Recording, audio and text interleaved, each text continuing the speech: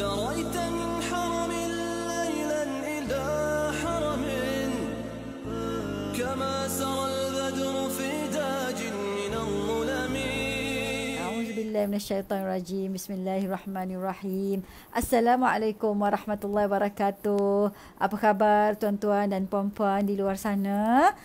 Dan hari ini adalah buat kesekian kalinya giliran saya untuk bersama dalam kuliah kapsul Ramadan yang dianjurkan oleh Persatuan Ulama Malaysia dan sempena dengan PKP Ramadan. Kalau biasanya kita boleh mengikuti kuliah, tadarus ataupun tazkirah di masjid berserta dengan solat jemaah. Tapi kali ini kita kena mula mengamalkan new normal. Oleh kerana itu, ini adalah satu inisiatif lah daripada pihak kami untuk tuan-tuan dan puan-puan di luar sana. Baiklah, hari ini sempena dengan PKP ni, saya ingin berkongsi sedikit tentang tajuk apa dia hari ini, iaitu New Normal Muslimat ketika PKP Ramadan. Sebab apa saya pilih tajuk ni? Kerana ada suatu hari tu seorang wartawan berhubung dengan saya. Apa katanya? Dia kata, Ustazah excited tak dengan kehadiran Ramadan kali ni? Maklumlah, kita kan dah tak boleh berjemaah, beriftar bersama-sama kan macam biasa. Saya kata excited tu tetap sama. Cuma bagaimana kita ni kena bijak, menyusun kembali, beradaptasi dan juga fleksibel dengan suasana semasa, tetapi masih lagi dalam konteks untuk meraih, mengejar, mencuri pahala dan meningkatkan ketakwaan sedaya yang boleh. Itu adalah tanggungjawab asal kita sebagai seorang Muslim dan Muslimah. Okey, baiklah. Sebagai keberkatan, saya mulakan dulu dengan hadis Nabi sallallahu alaihi wasallam. Rasulullah sallallahu alaihi wasallam bersabda, "As-salawatul khamsu wal jumu'ah ila al-jumu'ah wa Ramadan ila Ramadan mukaffiratun ma bainahunna idza ijtanabal kaba'ir." Apa katanya? Solat 5 waktu dan juga Jumaat ke Jumaat, Ramadan ke Ramadan. Dan ini semua adalah merupakan penghapus dosa atau kafarah yang ada di antaranya selagi mana dijauhkan atau menjauhi dosa-dosa besar. Apa maksudnya? Rupanya Ramadan ini disediakan oleh Allah Subhanahu Wa Taala untuk menjadi sumber kafarah, penghapus dosa bagi seorang manusia itu sendiri, iaitu manusia Islam, khusus juga wanita, termasuklah wanita lah. Jadi sebab itulah orang sentiasa mengatakan bahawasanya Ramadan ini adalah bulan tarbiyah, juga bulan muhasabah untuk kita menstrukturkan kembali, menilai kembali setelah kita menjalani kehidupan hampir setahun. Okey, baiklah. Hari ini saya nak bincangkan tentang apakah itu new normal bagi muslimat di musim PKP Ramadan.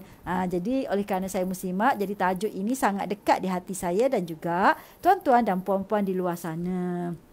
Okey, sebagai permulaan, kita faham apa yang kita dapat sekarang, iaitu berkaitan dengan COVID-19 ni, dia telah memberikan kesan yang besar lah ke dalam kehidupan kita, khususnya wanita.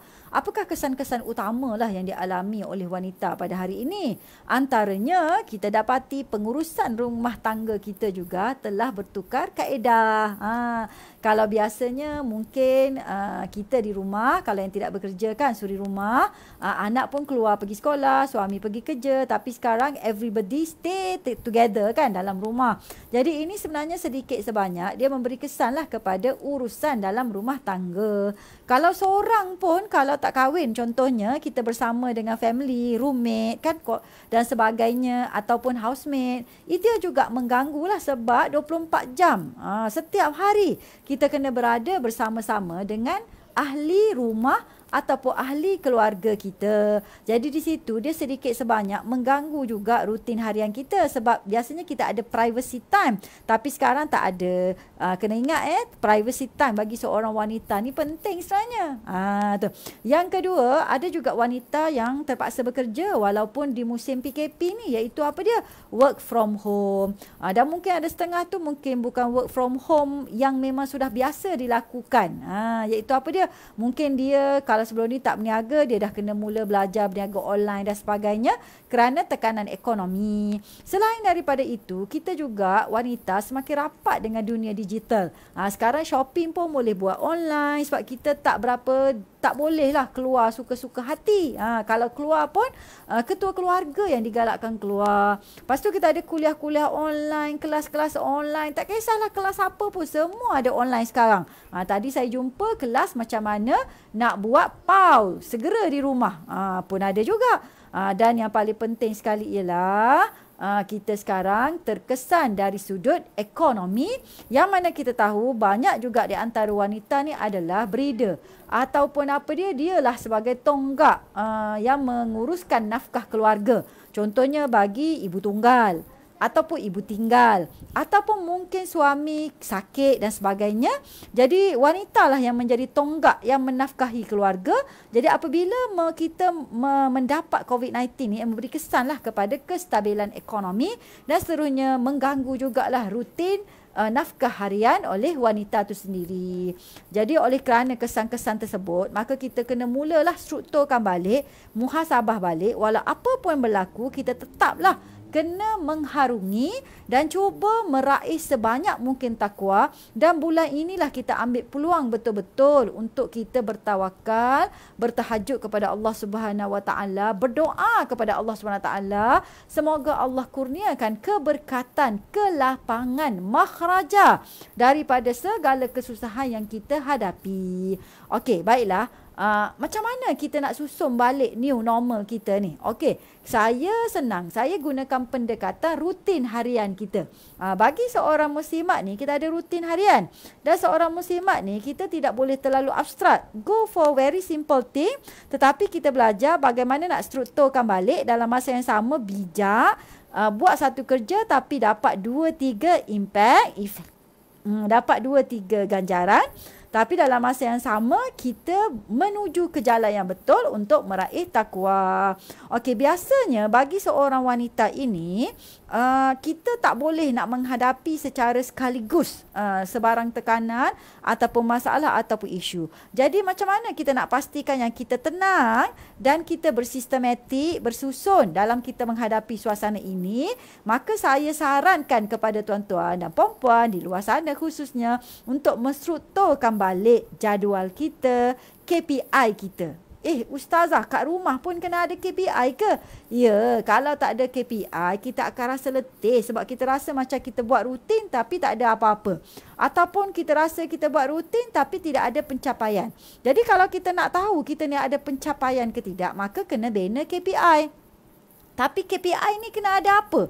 Sekurang-kurangnya kita kena ada, pertama kita kata dalam bulan Ramadan ni, KPI untuk mendapatkan nilai ibadah yang paling tinggi. So kena buatlah dalam kita punya jadual. Seterusnya yang kedua, bagaimana nak meraih takwa tu? Takwa ni pula ada 3 bentuk yang kita kena masukkan dalam jadual kita, iaitu di peringkat peribadi kita sebagai seorang individu. Macam mana kita nak meraih takwa? Yang kedua, di peringkat keluarga kita. Sebab kok mana pun kita ni, contohnya kalau kita berkejaya hebat macam mana pun, kita tetap adalah seorang suri di rumah. Ar-ra'iyah fi baiti zawjiha, seorang pemimpin dalam rumah tangga suaminya. Kalau pun bukan ada konteks keluarga yang keluarga kecil tu, kita ada keluarga yang lebih besar ataupun housemate macam saya cerita tadi. Jadi kita kena fikirlah macam mana dalam jadual kita ni kena ada elemen meraih takwa di peringkat keluarga. Dan juga jangan lupa bulan Ramadan ni kita kena juga berfikir tentang orang lain. Sebab apa di bulan Ramadan ni kita disunatkan solat berjemaah. Ketika apa dia? Ketika tarawih kan? Banyak-banyak solat sunat. Sebenarnya antara solat sunat yang kena berjemaahnya adalah solat sunat tarawih. Kalau hajat semua tu, itu termasuk dalam perkiraan lain. Itu individu kan? Tapi yang ni memang purposely berjemaah. Ini menunjukkan bahawasanya bulan ini kita kena mengambil tahu tentang hal ehwal masyarakat, terutamanya dengan saudara kita sesama Islam. Jadi unsur jadual ke arah meraih meraih takwa di peringkat masyarakat dan usaha kita tu kena ada. Seterusnya KPI kerja, work from home kan. Jadi kita kena bijak menyusun masa, menyusun anak-anak, menyusun keluarga supaya kita ni tidak tension tau. Kena bekerja lagi daripada rumah, urus rumah tangga lagi. Dan seterusnya kena ada juga jadual pengurusan rumah tangga. Nak kemas baju masa mana, nak mop lantai masa mana. Kalau kita tak berjadual, nanti hari-hari kita akan buat kerja yang sama dan penat. Bila penat, dia boleh mengganggu tenaga harian kita. Sedangkan kita ketika ini sedang berpuasa. Okey, baiklah, seterusnya itu pertama. Yang kedua, marilah kita telusuri secara ringkas rutin harian seorang wanita. Pertama, seorang wanita ni biasanya banyak menyediakan makan sahur. Itu antara kaedah macam mana kita ni nak curi pahala. Sebelum bersahur tu, eloknya kita mulakan dengan tahajud dulu. Kalau tak sempat bertahajud panjang-panjang, berzikir panjang-panjang, mungkin kita tidur pun dah lewat, maka sekurang-kurangnya 2 rakaat, tetapi witir tu jangan tinggal. Sebab kalau tinggal witir rugi, sebab antara tahajud dengan solat-solat sunat yang lain dengan witir tu lebih besar. Kenapa macam tu? Itu nanti kita tengoklah dalam kuliah-kuliah akan datang. Kuliah fiqah lah yang tu Okey, seterusnya bersahur. Bersahur ni penting walaupun kita tak bersahur nasi, tapi kita menyediakan nasi, makanan untuk ahli keluarga kita, itu pahala besar. Dan bila kita memberi makan liwajhillah kerana Allah SWT, dan orang yang puasa tu mendoakan pula kepada kita, pahala tu serupa. Tanpa potong-potong, diskaun dapat kepada kita. Seterusnya kita subuh bersama-sama, digalakkan. Kalau boleh masa ni lah kita train anak-anak ahli keluarga ke housemate ke apa, subuh berjemaah. Lepas subuh ni, biasanya kalau dulu anak-anak semua pergi kerja sibuk. Tapi sekarang semua orang sibuk juga dengan aktiviti masing-masing, tapi semua terperangkap dalam satu rumah. Jadi di sinilah sebenarnya seorang wanita kena bijak membahagikan masa antara kerja rumah, kerja di rumah lah maksudnya, kerja-kerja pentadbiran office. Kalau meniaga, kerja-kerja meniaga, menjahit, buat biskut. Seterusnya kena bijak juga mencuri pahala ketika ini. Sekarang kita ada kuliah online, mengaji online, tadarus online, macam-macam online. Sambil kita buat kerja tu, bolehlah pasang perkara-perkara ini, maka bolehlah kita meraih pahala. Okey, seterusnya, habislah masa kita bekerja, biasanya ketika zuhur, ini peluang untuk kita berjemaah bersama-sama juga. Dan biasanya saya lepas zuhur ni, suami dia memang akan amalkanlah maksurat ke, solat hajat ke bersama dengan ahli keluarga, tazkirah ke dan sebagainya. Ustazah, tapi saya bukan ustaz, macam mana nak tazkirah? Suami saya orang biasa-biasa je. Tak payah, tak susah pun. Pergi ambil mana-mana buku yang simple, baca bersama dengan ahli keluarga. Itu sebenarnya salah satu kaedah membentuk qawam seorang suami di depan mata anak-anak dan juga isteri. Kemudiannya saya sarankan lepas zuhur tu bolehlah kita fokus kepada kerja-kerja peribadi kita. Sebab kita kena ada private time. Kan? Sebab kita dah settle kan urusan bawah-bawah pagi tu. Jadi kalau yang mungkin tak sambung kerja daripada office, maka selepas zuhur tu bolehlah kita menguruskan kerja-kerja peribadi. Apa kerja-kerja peribadi? Seperti tadarus, membaca buku, apa-apa aktiviti yang berkaitan dengan peribadi, seperti kita nak kemaskini maklumat kita ke apa ke dan sebagainya, nak tengok kuliah ke apa, nak belajar ke. Ketika inilah kita relax-relax, dan kalau perlu rehatlah sekejap. Okey, seterusnya, tapi yang elok sebenarnya qailullah. Tapi kadang orang perempuan ni kita nak qailullah tak sempat sebab kita duduk kemas rumah. Okey, seterusnya bila masuk waktu asar tu pastikan berjemaah balik, dan biasanya lepas asar ni lah kita akan sibuk di dapur kan.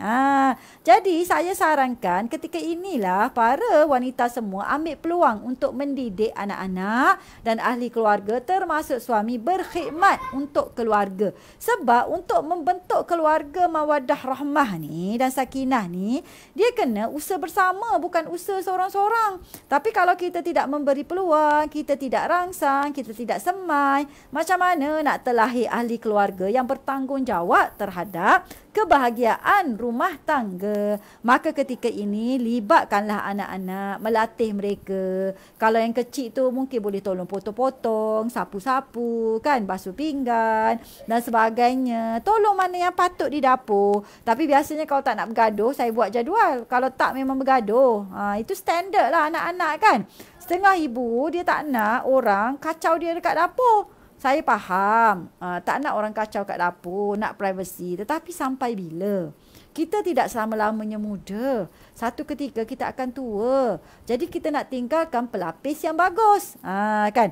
Okey, di sinilah sebenarnya kita kena ubah new normal kita. Kalau dulu kita boleh beli di bazar lah. Jadi sekali ni saya nasihatkanlah. Kalau nak beli di bazar online pun atau nak bantu kawan-kawan, belilah yang patut sahaja ikut perut kita, keperluan. Bukan ikut nafsu perut, keperluan. Kesihatan macam mana, kalori macam mana, anak-anak tak nak obes dan sebagainya. Sebab kalau ikutlah kepada kajian pasca COVID ni, kita bimbang akan bertambah kes obesity di kalangan rakyat. Oleh itu, perempuan kena ambil langkah berjaga-jaga untuk pasca COVID. Dahlah kita ada isu ekonomi, maka kena belajarlah masak sendiri di rumah. Kuih-kuih simple pun tak apa. Saya pun dah start belajar sendiri. Mutabak pun saya buat sendiri kat rumah sekarang. Nasib baik akok saya tak buat lagi. Tapi amalan biasanya saya memang make sure lah kalori, kandungan tu mesti seimbang. Sayur ke, buah ke, apa ke. Dan pandai-pandailah kita manfaatkan dengan pendapatan yang mungkin suami ada tu tak banyak sekarang. Ataupun kita pun kurang pendapatan sekarang. Tapi kita pelbagaikan masakan dalam suasana yang terhad. Supaya anak-anak dan kita dapat juga menikmati juadah yang mudah, simple, murah tapi berkat. Dan Ustazah, boleh tak kita nak share dengan kawan-kawan kita benda-benda yang kita masak? Saya pun suka share. Mungkin ustaz-ustaz di sana ada yang tidak bersetuju. Tapi sebenarnya macam ni, saya share ni bukan kita nak menunjuk kita makan sedap. Tapi kita share ni supaya, macam saya memang ada misi bila saya share makanan, saya tulis itu. Kempen saya, sebab saya nak bersama-sama dengan kerajaan, dengan rakyat Marhain untuk kita kempen bersederhana pasca COVID ni. Dan juga kita nak meraih berkat di bulan Ramadan. Maka saya buat kempen makan di rumah, masak sendiri tetapi dengan harga yang murah, tapi berkat, tapi bijak menyusun menu. Banyak tapi kan? Tapi itulah sebenarnya peranan seorang suri dalam rumah tangga yang bijak. Okey, selain daripada itu, kalau kita tengok, kemudiannya masuklah kepada berbuka puasa. Sebelum buka puasa tu, apa kata kita sarankan ahli keluarga kita mungkin adakan zikir. Ketika itulah kita berbual-bual. Sebab anak-anak, kalau saya anak kecil letih, ketika tu masih dah lembik. Berapa minit lagi ibu? Berapa minit lagi ibu? Masa tu kita berbual-bual lah dengan anak-anak, bergurau senda dan sebagainya. Sebab kadang-kadang tak ada masa nak bergurau senda. Lepas tu boleh juga sama macam dekat surau atau masjid, kita solat, kita makan. Macam saya solat, makan sikit dulu, lepas tu solat. Lepas tu makan balik. Lepas tu barulah kita tarawih ramai-ramai. Kan, kalau suami tak ada, bolehlah kita mengimamkan anak yang kecil. Kalau misalnya anak kita dah besar, bolehlah latih anak jadi imam. Tapi tak tahu baca tak apa, letak Quran kat depan. Okey, selesai tu barulah kita buat aktiviti bersama dengan keluarga. Itu rutin new normal. Everybody dalam rumah 24 jam. Tapi kita kena ingat, bila kita duduk 24 jam hari-hari ni, dia jadi muak juga tahu. Kadang-kadang nak marah rasa, tension sebab nampak muka sama je. Dahlah rumah kita tak besar mana. Dia boleh memberi kesan psikologi. Jadi seorang ibu kena bijak mencipta ruang dalam rumah tangga. Kalau nampak suasana tu sama, apa kata letakkan satu hari kita ubahlah susunan perabot dalam rumah.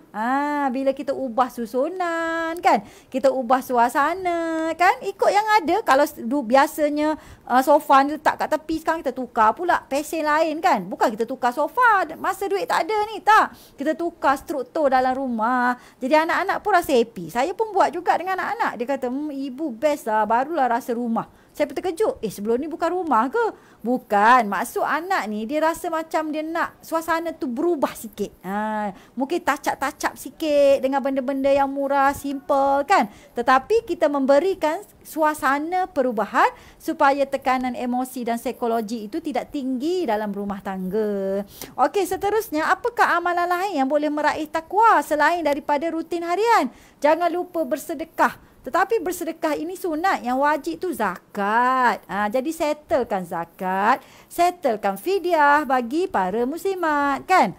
Jangan lupa bersedekah. Sedekah sekarang mudah. Sedekah pada jiran, sedekah secara online. Kalau tak ada kewangan ustazah, tak apa, beli pisang yang murah ataupun apa-apa, ubi ke apa, buatlah jemput-jemput. Kalau orang Kelantan kata cekodok, bagilah dekat jiran-jiran, sebab kita mungkin tidak berkemampuan untuk bagi benda yang mahal-mahal, ataupun tak berkemampuan nak share duit. Tapi sekurang-kurangnya lah, kalau kita pun terdesak pada musim PKP ni, apa kata dengan data yang ada, kita kan setengah daripada kita dapat 1 gig percuma pagi sampai petang.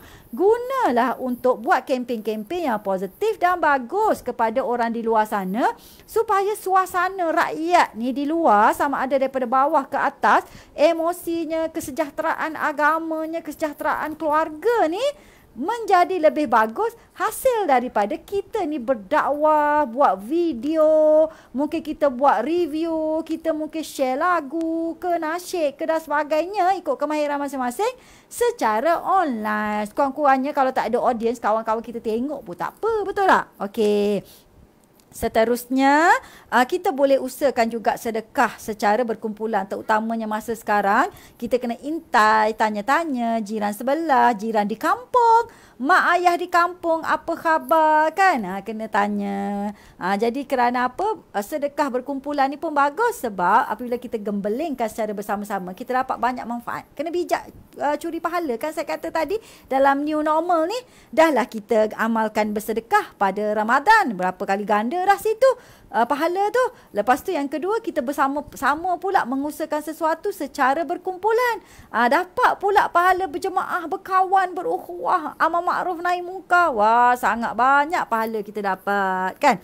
Okey, seterusnya, jangan lupa juga ketika bulan Ramadan, tinggalkan perkara-perkara yang boleh menjejaskan.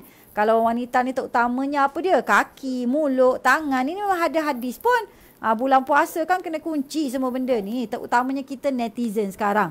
Sebab netizen ni dia tidak bertangan. Netizen ni dia tidak bermata secara nampak. Mudah je taik apa-apa. Sebab tak nampak orang kan ikut suka hati nak kata. Tapi kena ingat kita ni di bulan Ramadan. Ustazah, kalau nak ngumpat lepas Ramadan ke nak kutuk, nak kecam. Bulan selain daripada Ramadan pun tak boleh. Tetapi bulan Ramadan kan bulan tarbiyah, bulan pelatihan, bulan muhasabah. Jadi kita muhasabah lah, kita didik, kita train. Supaya selepas Ramadan ni kita menjadi orang baru. Kalau tadi new normal, kita new person with new spirit untuk menjadi pejuang Allah di atas muka bumi ini. Wah, bersemangat ustazah kan? Memanglah kuliah ni kena bersemangat. Online lah katakan. Okey, seterusnya saya nak share di sini. Contohlah pada hari ni, bila kita ni jadi netizen, kenalah jadi netizen yang bagus. Tolong dapatkan maklumat yang betul daripada sumber yang betul. Jangan kita share fake news, apatah lagi hadis-hadis palsu, fadilat-fadilat palsu. Janganlah kita sesekali menyumbang kepada perkara yang tak bagus. Ataupun kita menilai isu berdasarkan pandangan netizen, tak boleh. Contohlah, yang ni saya minta maaf banyak-banyak kalau ada yang tak setuju dengan saya. Contohnya isu Rohingya sekarang. Saya terkejut juga dengan netizen di luar sana yang mengecam Rohingya ni, macam ibarat Rohingya ni bukan manusia. Satu, yang kedua, yang patut diberi peluang dakwah. Yang kedua, Rohingya ni bukan saudara se-Islam. Halau balik, keluar. Mereka ni tak betul. Perangai tak betul. Saya kata gini, kita kena ada line garis yang jelas antara isu kewarganegaraan, isu keselamatan negara, isu kesejahteraan masyarakat dan isu saudara se-Islam. Okey, kita tengok satu persatu. Pertama, isu kewarganegaraan. Penting bagi kita mempertahankan warga negara. Sebab tu kita ada perlembagaan. Nak jadi warga negara ni bukan mudah. Dia kena ada proses dia. Dan benda tu ada peruntukan dalam perlembagaan. Jadi, kalaulah ada pelecehan berkaitan dengan kewarganegaraan, of course kita tak setuju. Mana boleh suka-suka hati bagi warga negara kita kepada orang, kan? Tapi kalau isu berkaitan UNSCR ke, ataupun Kad Merah ke, ataupun kita ada sekarang stateless, kesian kan? Tak tahu negara mara terumah ambing nak pergi mana pun tak tahu sebab dia stateless pun ada juga. Tapi kita tidak berkompromi isu warga negara sebab itu adalah hak mutlak rakyat Malaysia yang memang bermastautin daripada dulu lagi secara turun-temurun. Yang kedua, isu keselamatan. Kita kena jaga macam sekarang musim PKP. Sebab tu sempadan memang kita jaga betul-betul. Nak masuk apa-apa daripada luar memang kita jaga. Contohnya macam mana Ustazah? Kalau ada orang masuk beramai-ramai ke kawasan kita, kita kena jaga. Sebab tu orang nak pindah daripada satu negeri ke satu negeri, orang daripada luar Malaysia nak balik ke Malaysia pun kita jaga-jaga dan kuarantin. Sebab kita nak pastikan dia ikut hadis Nabi, kan? Jangan kita commute daripada tempat wabak keluar ataupun daripada luar masuk ke tempat wabak. Itu ikut hadis. Jadi maknanya kita kena jaga-jaga dan tidak boleh kompromi isu keselamatan. Tapi Ustazah, kalau macam kes pelarian tu macam mana? Sebab tu ada ustaz dia sarankan. Apa kata kalau misalnya ni kita boleh bagilah makanan, bagi apa-apa bantuan, tetapi kita kena maklumkan betul-betul bahawasanya dalam konteks sekarang keselamatan negara tu diutamakan. Tu antaralah saranan ustaz yang saya bacalah di Al-Maya dan juga pandangan-pandangan yang saya rasa amat berguna jugalah. Yang ketiganya pula isu kesejahteraan masyarakat. Macam kita ada bila ada imigran, ada parti, ada UNSCR, ini berkaitan dengan enforcement. Kita kena ada plan macam mana nak menguruskan orang-orang luar ni. Macam saya pergi ke Qatar, memang dia ada satu pengurusan yang strict lah berkaitan dengan mereka. Dan orang luar ni memang tak berani lah dan tersusun ikut plan kerajaan dari segi kebersihan dan sebagainya, kan? Dari segi amalan. Jadi mereka kalau nak survive di negara tersebut, dia kena ikut kaedah negara tu. Ini mungkin bukan peranan kita lah. Kita sebagai ahli masyarakat boleh juga berperanan dari segi mendidik orang-orang luar ini, tetapi peranan utama terletak kepada pihak pentadbir.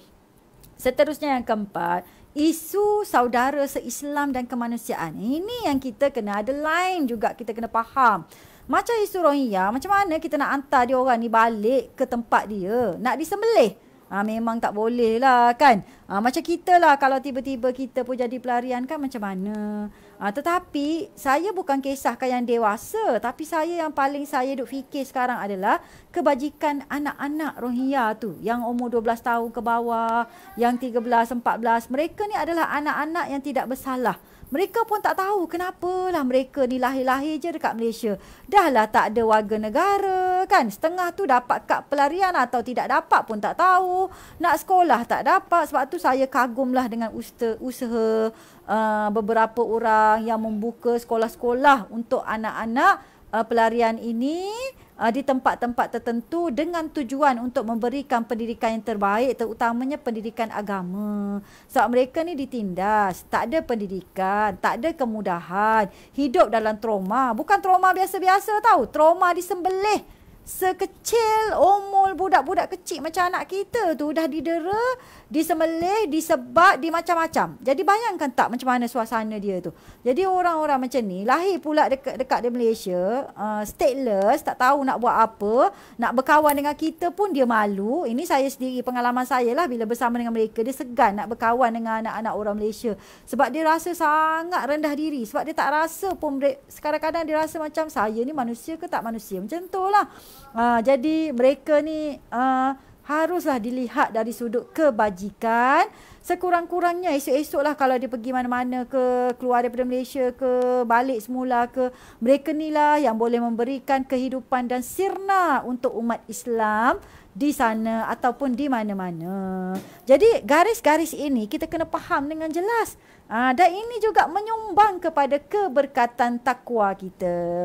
Baiklah, nampaknya dah 28 minit saya berceloteh, masa pun nak habis. Saya diberi masa hanya 30 minit sahaja. Jadi saya mengharapkan kepada wanita di luar sana, marilah kita bijak mencuri pahala, mencuri waktu, menyusun masa dan bijak juga mengenal tanggungjawab asal kita sebagai seorang wanita, muslimah, ibu, isteri, ahli masyarakat, adik-beradik perempuan, anak perempuan. Dan akhirnya bila kita buat perkara-perkara usul ini secara benar mengikut kaedah Allah SWT, itulah jalan yang benar menuju ketakwaan. Okeylah puan-puan dan tuan-tuan di luar sana, marilah kita sama-sama menghidupkan Ramadan dalam suasana new normal bagi seorang muslimat di musim PKP Ramadan. Dan marilah juga kita sama-sama menyediakan diri kita, keluarga kita, masyarakat kita untuk menghadapi pasca COVID yang memang confirm akan menjejaskan stability, menjejaskan diri seorang wanita dan ahli keluarga, kanak-kanak dan lain-lain. Marilah kita bersama-sama berdoa untuk kesejahteraan dan juga kestabilan masyarakat, khususnya juga masyarakat di Malaysia. Assalamualaikum warahmatullahi wabarakatuh.